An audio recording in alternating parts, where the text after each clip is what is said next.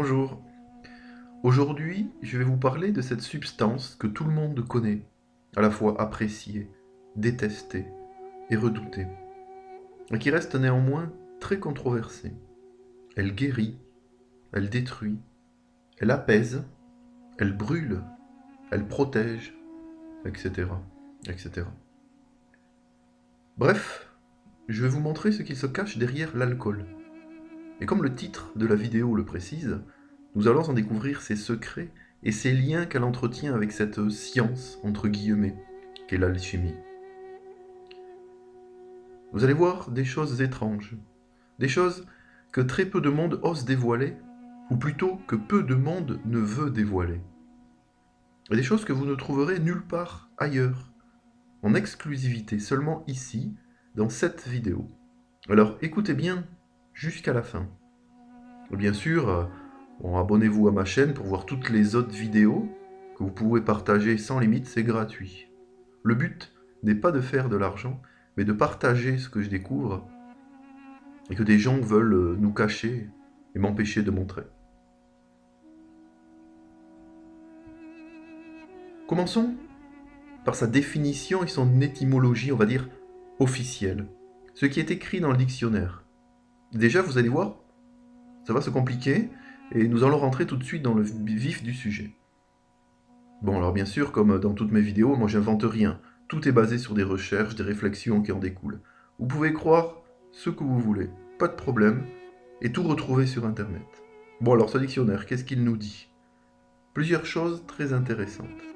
Bon, premièrement, que c'est un liquide issu soit d'un procédé de distillation, soit d'un procédé de fermentation. Donc les exemples typiques sont les eaux de vie pour la distillation et le vin ou la bière pour la fermentation. Donc sa définition officielle nous dit que son appellation chimique c'est l'éthanol. Et le degré d'alcool, celui qui est écrit sur les bouteilles, en fait c'est la quantité d'éthanol en pourcentage dans la boisson. Bon, jusque-là je ne vous apprends rien, pas de surprise. Mais c'est par la suite que cela devient intriguant. Certaines définitions nous disent que le mot alcool provient de l'arabe al-kol, littéralement antimoine pulvérisé. Et encore maintenant, en pharmacie, le terme alcool signifie aussi petite poudre très finement broyée. Alors le col, en effet, désigne une variété de fard utilisée depuis l'Égypte antique, même sûrement bien avant, et encore aujourd'hui utilisé surtout au Maghreb, pour les paupières, les cils, les sourcils, comme maquillage en fait. Une poudre obtenue à partir d'antimoine, broyé, finement broyé. Bon alors là, vous me direz, quoi?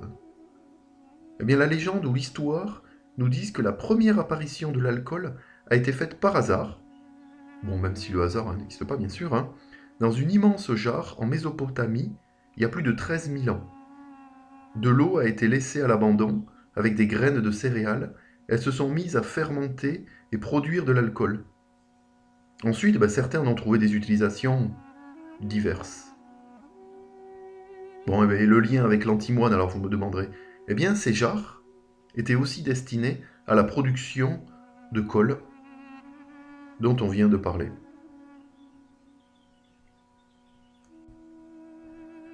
Pour ceux qui n'ont pas vu mes vidéos, l'antimoine est un métal très spécial, utilisé depuis la nuit des temps, quand la nuit détend, et encore aujourd'hui, par ces gens, les alchimistes. C'est une de leurs matières premières préférées avec la rosée du matin, pour la réalisation de la pierre philosophale. Allez voir mes vidéos, j'en parle plus en détail, vous comprendrez.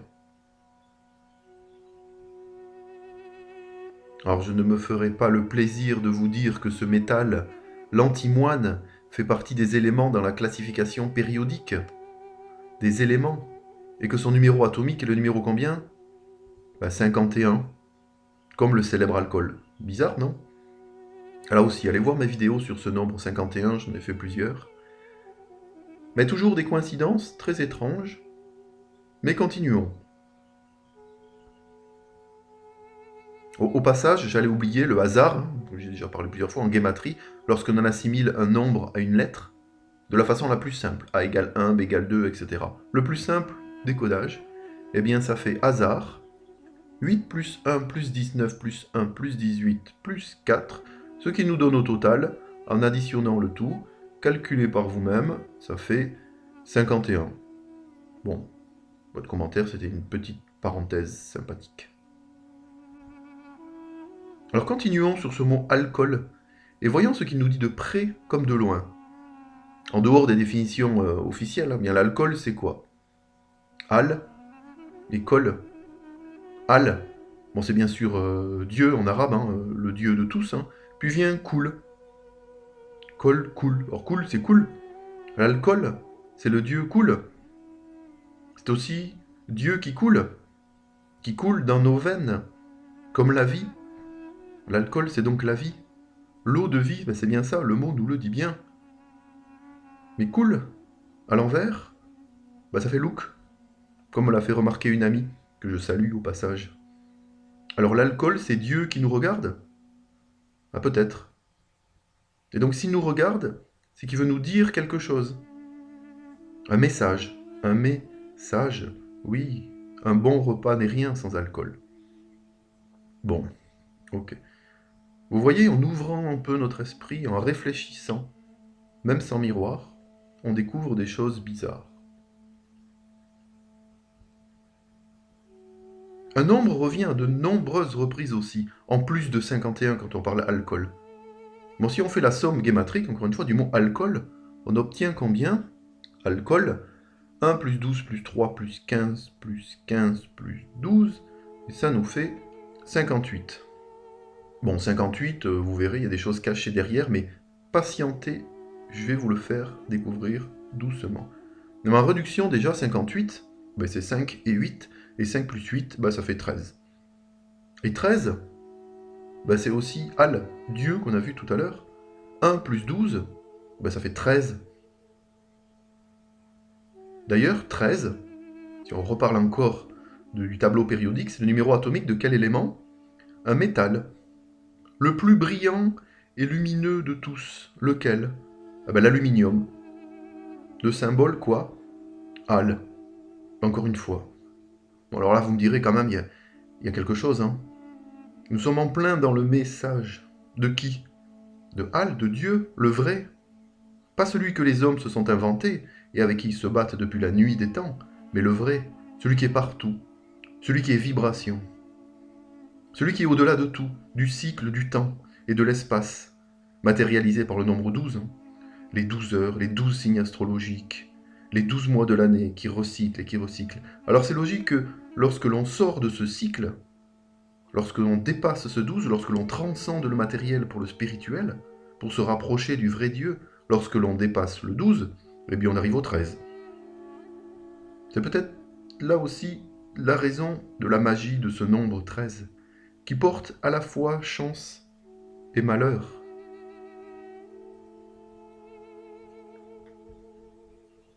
Allez, encore des choses que j'ai découvertes à propos de ce mot. On a dit alcool, c'est al et col. Et si on sépare, col, c'est CO d'un côté et OL de l'autre. Bon, avec al devant, bien sûr, un Dieu qui nous regarde et qui nous donne le message.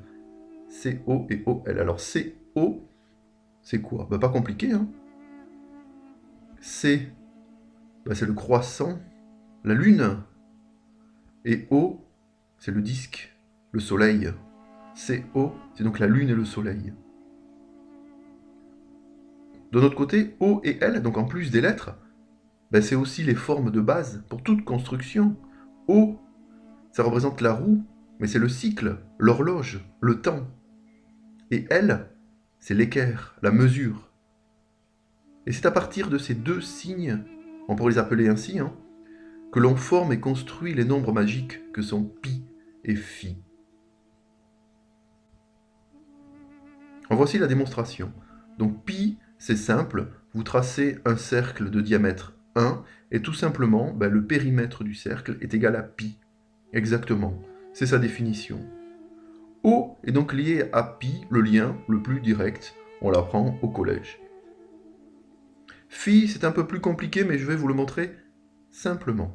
Ce nombre d'or, le nombre magique, lié aux proportions idéales. Donc à partir de l'équerre, L, dont la hauteur est 2 fois la largeur, on trace la diagonale, L, ce que je représentais en bleu. Et bien tout simplement, si la base, c'est le rayon du cercle de tout à l'heure, comme sur la figure, eh bien la longueur de ce rayon plus la diagonale de l'équerre, cela nous donne la valeur exacte de phi. Donc à partir de O et L, on a donc ces deux nombres magiques, pi et phi, et aucune autre lettre de l'alphabet ne le permet.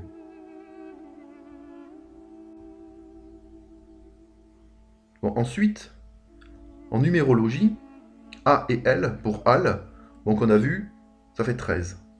C et O, c'est quoi? Al, bon, Dieu. C et O, c'est 3, plus 15, soit 18. Et 18, non, c'était pas non plus un nombre comme les autres. Déjà, c'est 3 fois 6.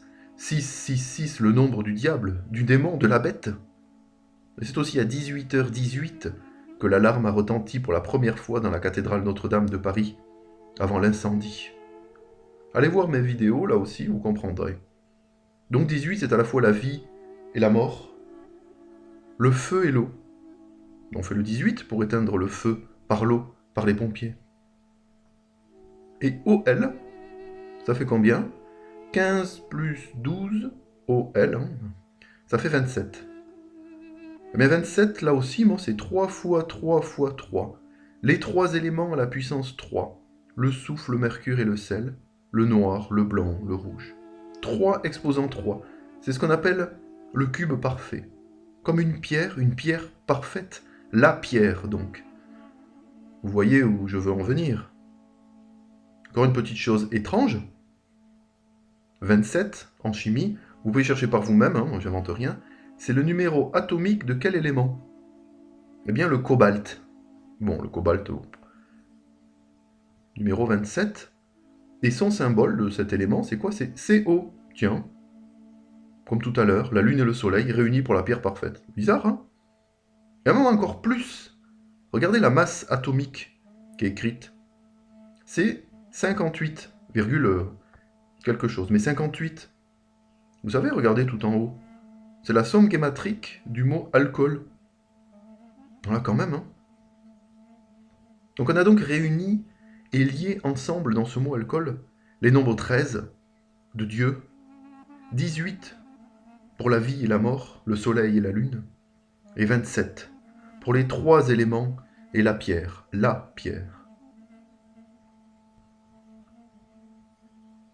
Alors on pourrait dire, le message de Dieu au travers de l'alcool, c'est la lune, le soleil, et ces deux nombres magiques, pi et phi, liés, on l'a vu aussi, au nombre 51, 13, et à la pierre, par le feu et l'eau. En lui-même, le mot alcool porte donc des trésors immenses, le plus grand des messages, matérialisés par ces trois couleurs, ces trois phases de l'œuvre, noir, blanc, rouge, que vous avez à l'écran. Une superbe image qui résume toute l'œuvre. Alors, C et O, la lune et le soleil. Continuons. J'en ai déjà parlé dans plusieurs vidéos, mais je vous le redonne, je vous le remontre. La longueur de ce croissant, la lune, le C, c'est quoi? Périmètre d'un cercle de rayon R, c'est 2 fois pi fois R. Alors, la moitié, le croissant, ça nous donne pi fois R. C'est la longueur. Pi R, pierre, la pierre. Et pour le disque solaire O, la surface du cercle, c'est pi fois R au carré. Soit pi R R, pi R R, pierre dans l'air, la pierre dans l'air. Tout est lié, la pierre dans l'air par la lune et le soleil. Ça sent bon la rosée du matin, tout cela, non? Hasard, encore une fois. Coïncidence? Et si je vous dis en plus de tout cela que la pierre, en arabe, la pierre, le mot la pierre se dit comment? Al-Iksir, soit élixir.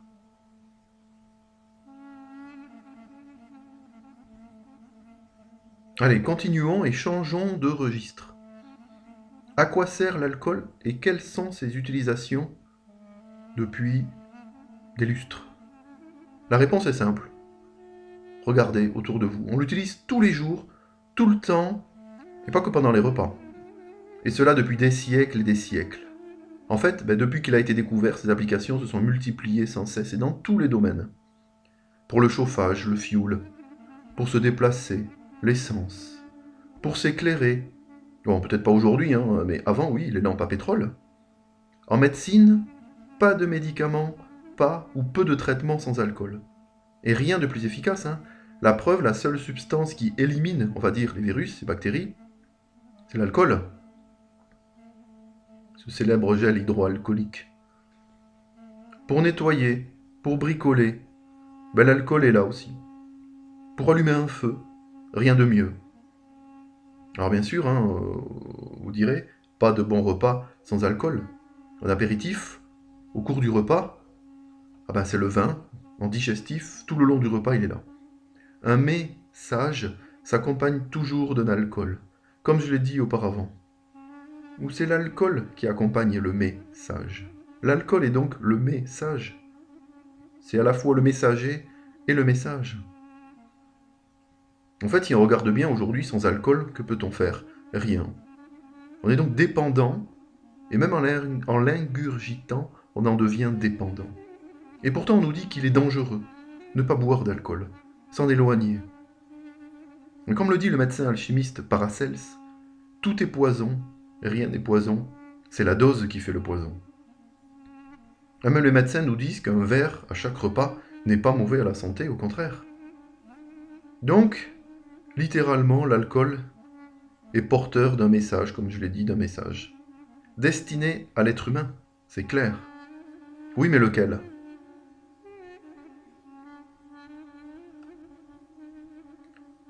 L'alcool est donc à la fois protecteur et guérisseur, mais aussi pervers et destructeur.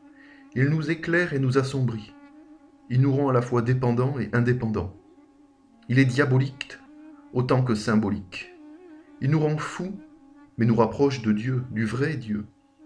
C'est l'esprit liquéfié, l'élixir de vie, l'eau de vie.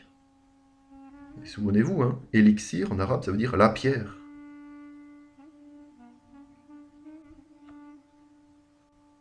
Alors résumons. Que ce soit par son étymologie, par sa définition, ou même par la numérologie, les mathématiques, l'utilisation, l'alcool cache en lui des secrets liés au Dieu et au diable, à la lune et au soleil, au feu et à l'eau, aux proportions idéales, au nombre magique phi et pi, à la pierre, la pierre, symbole de tous les symboles.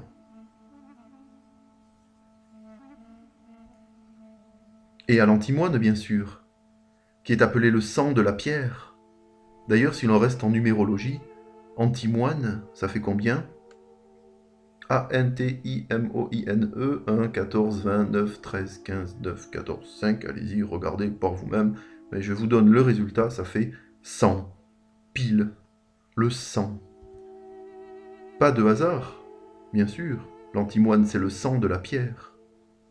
Et comme on a vu déjà, ici et dans pas mal de vidéos, le numéro atomique de cet élément correspond à l'alcool le plus connu, 51.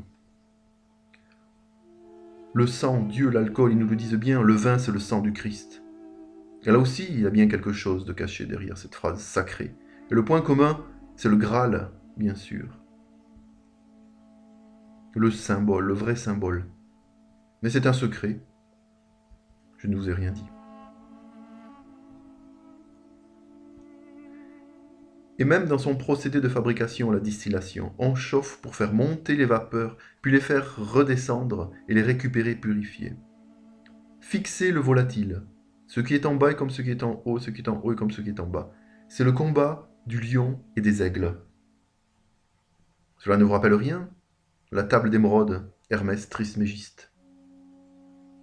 Par cette image simple, toute la science alchimique est là. Alors tout ça, pourquoi? On voit bien que derrière tout cela, il y a un message. L'alcool en est une clé qui décèle des propriétés magiques au sens magie, là où l'âme agit, d'une autre substance, que les religieux et les gouvernants nous cachent, l'antimoine. L'alcool est en quelque sorte la rencontre avec Dieu, la première matière de Dieu. Il crée le lien social, il apaise le corps et l'esprit. C'est en fait l'aspirine de l'âme. C'est l'eau qui brûle et qui nous guide vers la lumière, celle du chemin, de la voie. Celle que les religieux et les gouvernements veulent nous cacher, car elle renferme en elle toute la sagesse de l'humanité. C'est l'eau de vin et l'eau divine. Ce n'est donc pas par hasard que cette substance a été découverte avec l'antimoine, par ces hommes de la nuit, à l'origine de la science, de la médecine, de l'astrologie, des mathématiques, etc. Qui sont ces hommes? Les alchimistes? Paracelse, Basile Valentin, Albert le Grand, Nicolas Flamel? Sans oublier ces illustres Jaïr ibn Hayyan, Al-Razi, Geber, et tous ceux qui sont restés dans l'ombre de la lumière, et tous ceux qui œuvrent encore aujourd'hui au fin fond de leur grotte intérieure. Allez, pour conclure, dernier cadeau, le dictionnaire. La première image que vous ai affichée, dont on a discuté tout au début. Eh bien, allez voir dans un dictionnaire et cherchez quel mot précède le mot alcool. Et juste avant. Alcool, alchimiste, alchimique, alchimie. Bizarre, hein? Au passage, pour les passages, vous noterez la définition qui est écrite. L'origine, qui est écrite dans le dictionnaire, antimoine pulvérisé, comme je vous l'ai dit au début. Et encore mieux, que j'ai découvert en photographiant cette page du dictionnaire, c'est mon dictionnaire que j'utilise, j'ai photographié, puis j'ai regardé quelque chose. Le numéro de la page où il y a le mot alcool et alchimie. Pas de trucage, pas de hasard. 51.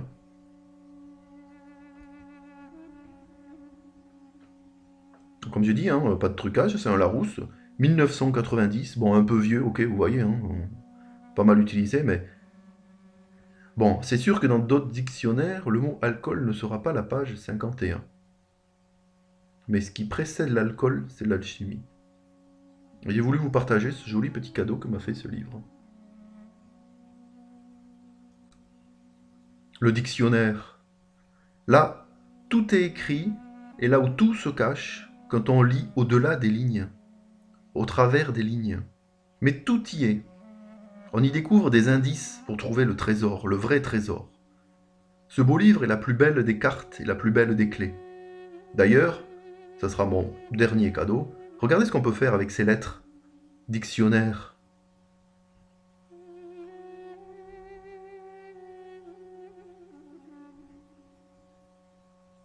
Indice.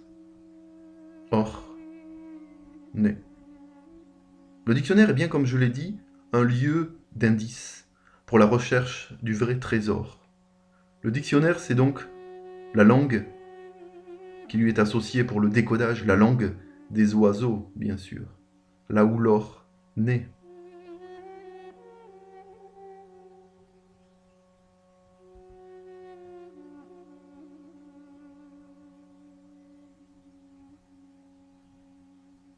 Ouvrez votre esprit, regardez, réfléchissez.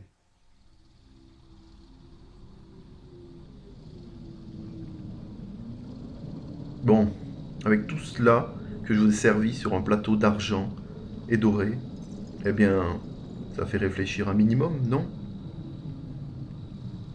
Allez, à la prochaine, à bientôt, et santé.